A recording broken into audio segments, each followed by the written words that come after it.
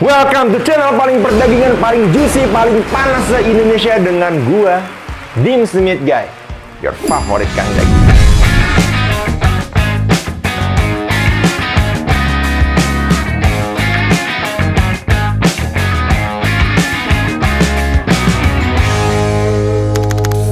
Yeay guys, apa kabarnya? Semoga tetap sehat dan semoga tetap semangat ya.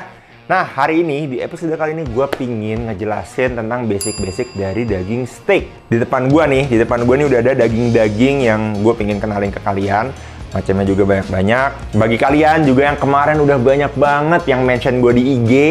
Seru banget, gue liatin pada masak daging kurban, pada pesta daging kemarin. Wah, seru. Cuman, gue juga pingin ngasih tahu bahwa kalau misalkan daging kurban, biasanya itu harusnya kita masaknya itu kita olah jadi soto, sate ya, yang matang, yang well done. Kenapa? Karena kalau misalkan medium rare atau medium itu sebenarnya itu ada resikonya. Resikonya apa? Adalah resiko daging itu tidak sebersih dan sebagus kalau memang kalian benar-benar beli di toko daging atau di supermarket tuh. Karena kan kalau kurban itu kan potongannya kalian dapatnya macem-macem, bukan bener-bener potongan yang daging steak gitu. Karena daging steak itu dia udah ada jenis potongannya masing-masing, dan kalau kalian mau ngolah daging steak itu juga ada dari jenis sapinya juga.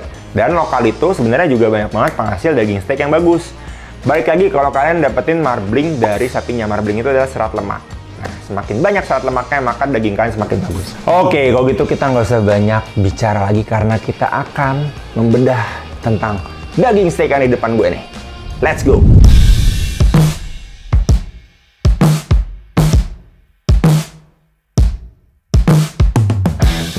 Ini daging-daging ini udah siap banget buat dimasak. Ini pasti kalian mikir, bang, yang ini hitam nih, ini pasti nggak enak nih, jelek nih, busuk. Bener sih busuk. Cuman kalau ini semua dijajarin nih, di sini nih, daging ini yang paling mahal tuh ini. Ini adalah Wagyu ikannya dry age selama 21 hari. Nah, dry age itu adalah proses di mana daging itu tuh dikeringkan dengan suhu tertentu dengan durasi yang lama. Nah, sehingga daging itu jadi jauh lebih empuk dan lebih flavorful. Nah, kalau di sini ini ada rib eye Wagyu MB6. Ini potongan yang paling gue suka, rib eye, dan potongan yang paling kompleks. Kenapa? Menurut gue rib eye itu tuh dia komposisi lemak dan dagingnya tuh sama 50-50. Jadi dagingnya itu dia ada di bagian luar nih, bagian luar, sama ada yang di jantungnya nih, the heart. Nah, kalau di luar namanya nih cap or rib eye cap. Nah, bagian ini dipisahkan oleh lemak yang ada di tengahnya. Makanya kenapa rib eye? Itu tuh dia membentuk sebuah kayak mata gitu di tengah-tengahnya. Makanya tuh dibilangnya rib eye. Nah, rib itu dia berasal dari potongan yang ada di ribs. Kalau kalian sering lihat tomahawk, nah tomahawk itu sebenarnya adalah bagian dari si rib eye gitu. Jadi sama aja, cuman tomahawk itu dia punya tulang.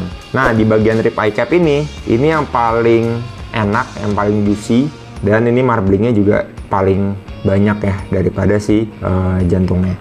Nah, next, terus yang kedua di sini ada sirloin, sama ini Wagyu juga MB6. Kalian bisa lihat juga dari serat lemaknya bener-bener banyak banget, dan ini bagus banget. Terus kalau kalian bisa bedain dari rib eye sama sirloin ini adalah kalau sirloin dia punya lemak di sisi luarnya, di pinggirannya, dan lemaknya dia biasa tebal-tebal. Terus kalau sirloin itu dia terletak di bagian otot yang sering dipakai untuk gerak oleh sapi. Maka karena dari itu rib eye itu biasa lebih juicy dan lebih empuk daripada sirloin. Nah, kalau yang di sebelahnya bukan tenderloin, tapi di sini gue belinya namanya tenderloin. Kenapa bukan? Walaupun mirip, karena ini adalah daging yang dibentuk.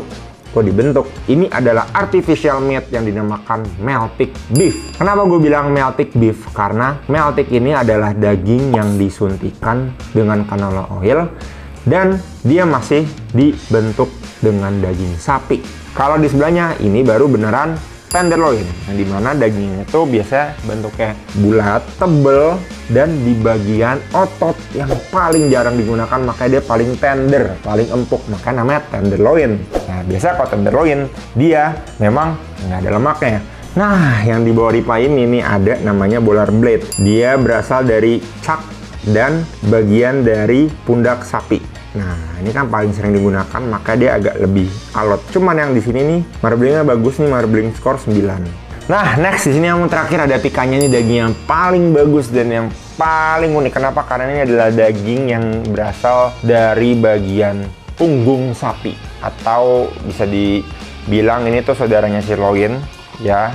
Cuman ini potongannya terkenal di daerah Brazil. Nah, orang-orang di sana paling sering makan steak itu bagiannya adalah pikanya. Nah, pikanya ini dia juga daging yang punya cita rasa unik, terus dia tuh strong flavor, beefy banget, apalagi ini udah dry age. Nah, sekarang gue pingin masak aja langsung ribeye steak ini, karena ribeye itu yang paling gue suka. Dan ntar gue pingin kasih lihat gimana caranya masak steak pakai grill supaya dapat crust yang cantik. Oke, langsung aja kita masak. Let's go.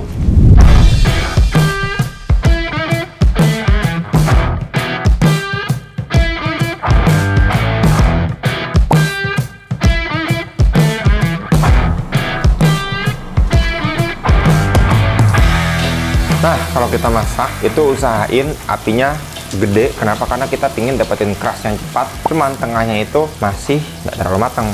Nah, karena kalau misalkan kita pakai low heat atau apinya nggak gede, nanti kita baru dapat crust tapi udah well done. Susah kan? Nah, makanya kita pingin api yang gede.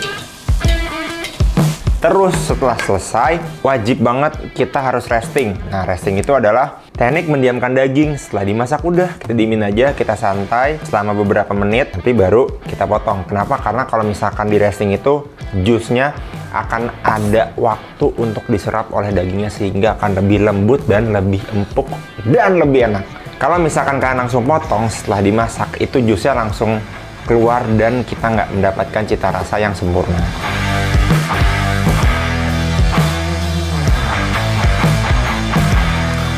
Oke, steak kita selesai dan gue pengen cobain bagian tengahnya dulu nih.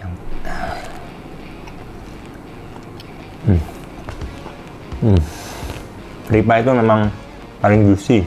Gue tuh kalau nyobain pasti karena ngomong apa lagi gitu loh. Steak itu tuh enak banget dan jusnya itu pas masuk ke dalam mulut, meresap ke seluruh rongga-rongga tenggorokan.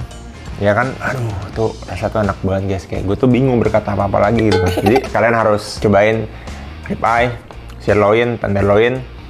Kalian masak tuh langsung, terus kalian cobain mana yang paling kalian suka. Kalau menurut gue, yang paling tender mungkin bisa jadi tenderloin. Tapi ribeye ini kalau soal juicy nggak ada yang ngalahin, gue jamin. Sekarang kita cobain yang ribeye catnya. Siap.